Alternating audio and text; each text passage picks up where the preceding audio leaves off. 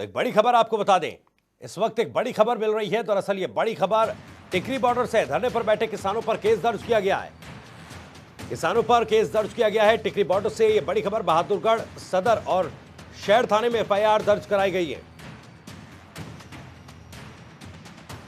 अवैध तौर पर बोरवेल लगाने पर एफआईआर दर्ज की गई है।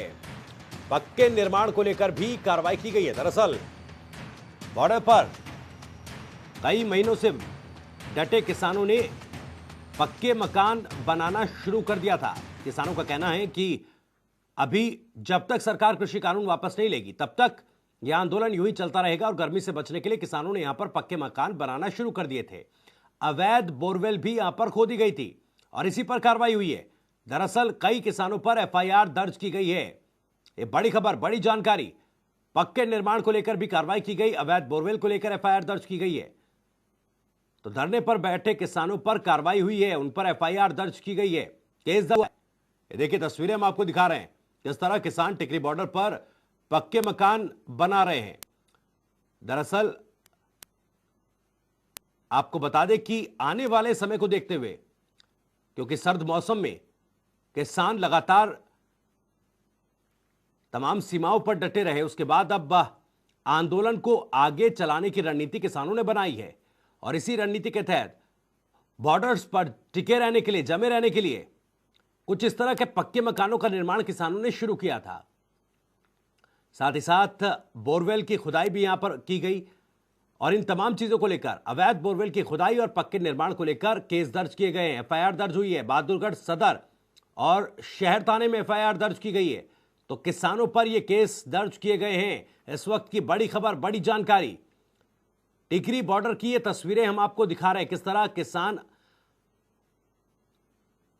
आने वाले समय में बढ़ती गर्मी से बचने के लिए इंतजाम कर रहे थे, पक्के मकान यहां पर बना रहे थे, बोरवेल खोदी गई थी और इन्हीं सब मामलों पर अब एफआईआर दर्ज हुई है धरने पर बैठे किसानों के ऊपर। उनके ऊपर केस दर्ज किया गया, एफआईआर दर्ज हुई है बहादुरगढ़ सदर और शहर थाने में एफआईआर दर्ज हुई है।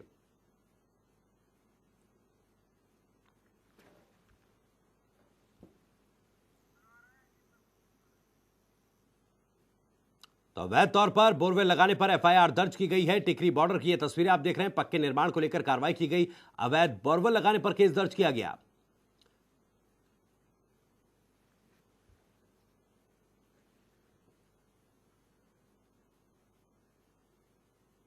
तो धरने पर बैठे किसानों पर यह बड़ी कार्रवाई हुई है।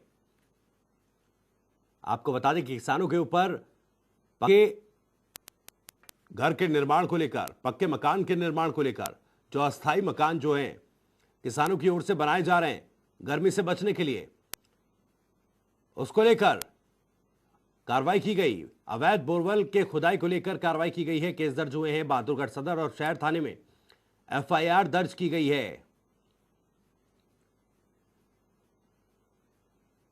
आपको बता दें कि 111 दिनों से लगातार किसानों का आंदोलन जारी है। दिल्ली में तमाम सीमाओं पर सर्द मौसम, कड़कड़ाती ठंड के बीच किसानों ने यह आंदोलन बड़ी ही मजबूती के साथ चलाया और अब आने वाले समय में जिस तरह से धीरे धीरे गर्मी बढ़ती जा रही है, गर्मी और लू से बचने के लिए तमाम तरह के इंतजाम किसान बॉर्डर्स पर कर रहे हैं। चाहे छप्पर की, पराली की झोपड़ियां हो या फिर पक्के मकान का निर्माण हो, किसान हर तरह के इंतजाम करने की कोशिश यहां पर कर रहे हैं और इसी के तहत ये पक्के मकान का निर्माण कराया जा रहा था। अवैध तरीके से बोरवेल भी खोदी गई थी जिसको लेकर कार्रवाई की गई है। अक्षांश पंडित किसान नेता हमारे साथ इस वक्त जुड़ गए हैं। अक्षांश पंडित साहब, बहुत बहुत स्वागत है जनता टीवी पर। जी धन्यवाद। जी अक्षांश जी, जिस तरह से यह कार्रवाई बहादुरगढ़ में हुई है, जो किसान हैं, आंदोलनरत किसान जो पक्के मकान का निर्माण कर रहे थे, बोरवेल खोद रहे थे, इस पर आपकी पहली प्रतिक्रिया चाहूंगा। मैं आपको बता देना चाहता हूं जी कि ये एफआईआर कोई पहली एफआईआर नहीं है या ये कार्रवाई तो पहली कार्रवाई नहीं है। इस तरीके की एफआईआर शुरू पूर्व से इस आंदोलन को बदनाम करने के लिए और किसानों को अपने हक की लड़ाई पूर्णतया न कर पावे, इसके लिए सरकार के द्वारा विभिन्न प्रकार से नहीं सर, तो के नुमाइंदे तो जो पक्के मकान अवैध तरीके से नहीं बना रहे ना, अवैध तरीके से बोरवेल सरकार तो नहीं खोद रही है। क्या मैं आपसे पूछना चाहता हूँ जी, अभी आंदोलन चल रहा था, जब टेंट लगा करके पानी बरसता था जी, तो पानी बरस रहा था, किसान वहीं था, सरकार के द्वारा क्या व्यवस्था की गई? वहां तक कि सार्वजनिक शौचालयों तक को सरकार के द्वारा जो लेकिन शौचालय थे सर उनको भी हटवा एक देने का कार्य सवाल किया मेरा गया ये था। है, अक्षांश पंडित साहब, सवाल मेरा ये है, जब सरकार लगातार किसानों से अपील कर रही है कि इस आंदोलन को खत्म किया जाए, क्योंकि सरकार जो तमाम मांगे हैं उनको मानने के लिए तैयार है, तमाम संशोधन करने के लिए तैयार है, उसके बावजूद अगर किसान नहीं मान रहा है और अब इस आंदोलन के तहत, इस आंदोलन की परिधि में कुछ अवैध गतिविधि होती है, तो उस पर तो कानून अपना काम करेगा ना सर। आप मुझको, आपका प्रश्न मैंने सुन लिया है जी, थोड़ा 2 लाइन का मैं आपसे जवाब चाहता हूँ, आप देने का कृपया कोशिश करें। ये मुझको बताइए, इतने बड़े परिक्षेत्र में जब से मतलब ये आंदोलन चल रहा है जी,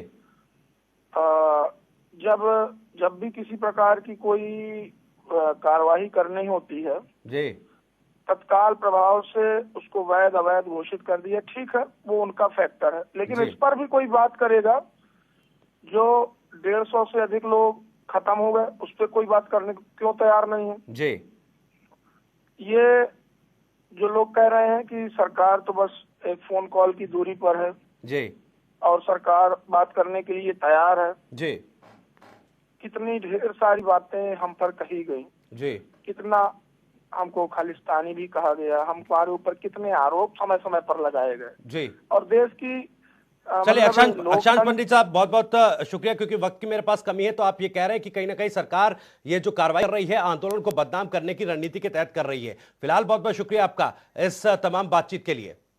एक बड़ी